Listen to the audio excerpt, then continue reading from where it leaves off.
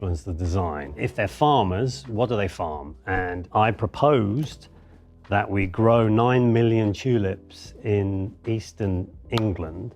And when you see a person run through them across a diagonal and you've got a camera up here, it's all real, it's all in camera. When I came to this project, my methodology is to try and do as much practically as possible. And the reason I was attracted to this is because it's pure fantasy, and which has recently been done with CGI. It's very difficult to talk to the studio and a room of producers about going into the farming business. Naturally, they want to do them with CGI, but they really wanted to know if I could guarantee the flowers would succeed, which of course you can't do.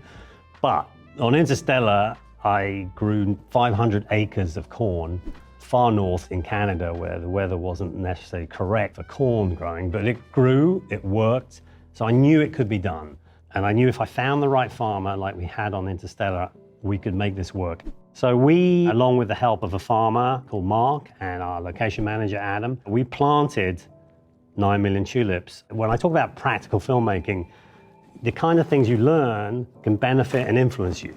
The journey to here is they plant tulips at this size, and then after the first harvest, they get to that size, and they actually chop the heads off the tulips and let the energy go into the bulb, and the flower grows, and then they harvest the bulbs, not the flowers. So that's why you get tulip festivals, because the first round, you get all these tulip heads. So to me, learning this process with the farmers, with the locals, means that it's like, oh great, I can then use them in Munchkinland. The other things you learn when you do things practically is these bulbs don't bloom at the same time as these ones. So you have to time out when you shoot it perfectly. So, but it's an adventure.